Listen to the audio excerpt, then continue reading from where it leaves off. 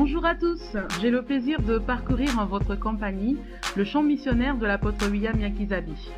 Comme le Seigneur nous le recommande, il nous faut aller vers les nations et faire d'eux des disciples. Or, un disciple est tenu de bien connaître sa discipline. C'est pourquoi le bien-aimé apôtre William, répondant à l'invitation de Dieu, va et apporte sa part de l'Évangile selon les grâces que Dieu lui a accordées. Nous voici partis pour la Côte d'Ivoire, où il est intervenu dans différentes assemblées du Seigneur, la mission des ambassadeurs du Christ, le ministère d'évangélisation et de restauration, grâce et merveille, ainsi que la bonne semence. Nous voilà également au Bénin, à la MAC, mission des ambassadeurs du Christ.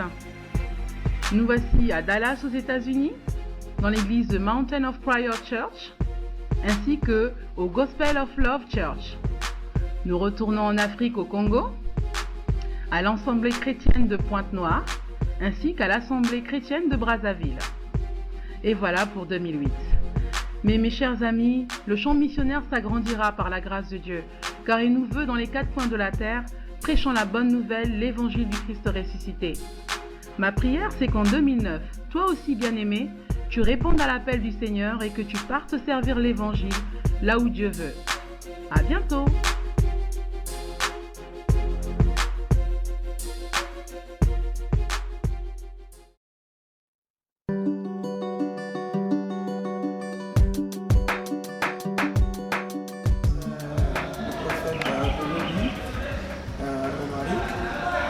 Nous avons assisté au séminaire avec l'apôtre William, un séminaire qui a bien marché, un séminaire qui a impacté la vie des gens positivement. Je crois qu'il y a eu plusieurs témoignages, la restauration de nos églises qui est un fondement nouveau pour la croissance spirituelle des âmes.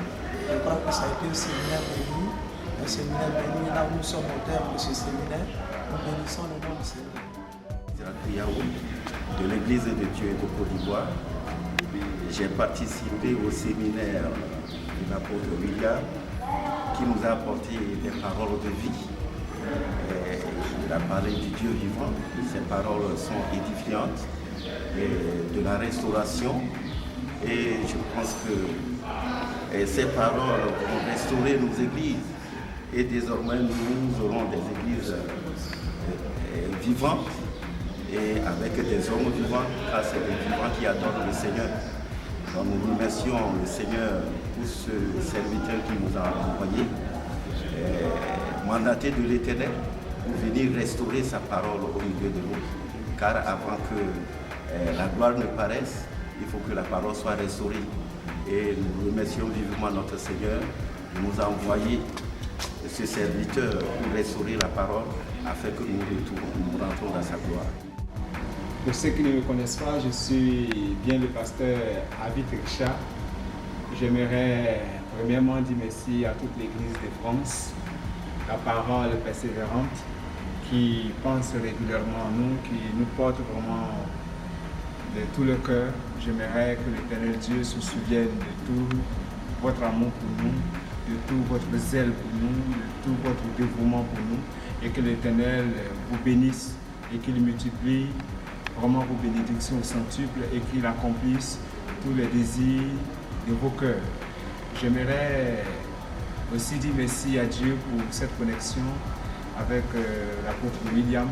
Vous devez savoir que Dieu vous a rassemblés autour d'un homme de Dieu qui a une forte onction, d'un grand homme de Dieu. Et ça, peut-être que certains ne le réalisent pas, mais nous le réalisons ici parce que à chaque fois qu'il est venu pour tenir des enseignements ici, des séminaires ici, en tout cas que ce soit les hommes de Dieu, le peuple de Dieu, en tout cas tout le monde dans l'esprit a été bouleversé et ça nous a amené à comprendre qu'il faut retourner à la parole, il faut un fondement nouveau, il faut s'accrocher à Dieu, il faut avancer avec le Seigneur parce que l'Éternel permet toujours la restauration quand le diable vient pour détruire.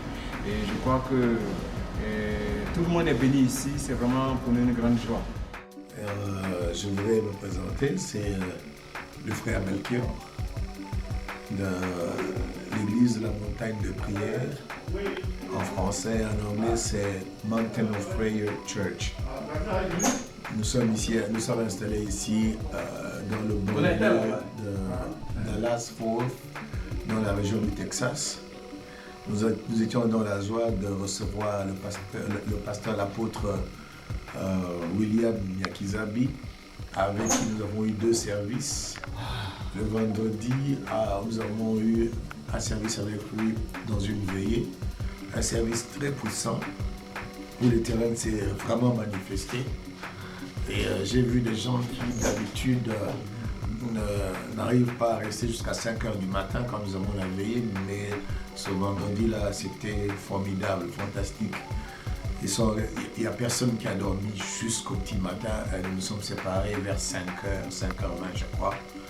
Et le dimanche, encore, ceux qui n'avaient pas assisté le vendredi, ils étaient là, la salle était pleine. Et je vous assure que moi, le pasteur et les membres de l'église, nous avons quitté ce lieu très très contents. Je ne sais pas qu'est-ce que nous pouvons dire. Tout ce que nous avons remarqué, c'est que l'Éternel vraiment utilise son serviteur, l'apôtre William, dans la parole, dans la révélation et dans la guérison. J'ai vu les membres de mon église sortir de là très contents, aller l'embrasser comme s'ils le connaissaient depuis des années. Il y a même des gens qui m'ont posé la question de savoir est-ce qu'ils se connaissent depuis longtemps. J'ai dit non, c'est juste une connexion divine. Dieu s'est vraiment manifesté et même moi-même j'ai appris des choses. J'ai lu la même parole que lui qu'il a enseigné, mais j'ai vu quelque chose de nouveau quand il a parlé de Jacob. Quand Jacob était en train de se battre avec l'ange, on a posé la question à Jacob de savoir comment il s'appelait. Jacob n'a pas gardé son identité. Il a dit je suis Jacob. Jacob, dont la plupart d'entre nous connaissent la signification. Mais il fallait qu'il dise qui il était afin que l'Éternel puisse réellement changer sa personne.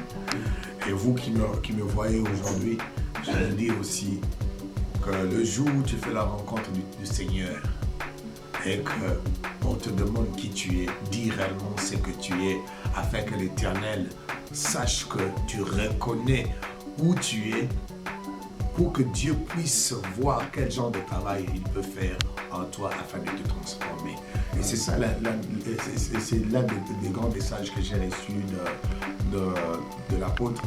Moi-même, je dois aussi me présenter, bien que je suis pasteur, je dois aussi me présenter devant l'Éternel pour dire Éternel, mais voici, je suis ceci, je dis ceci, je fais ceci.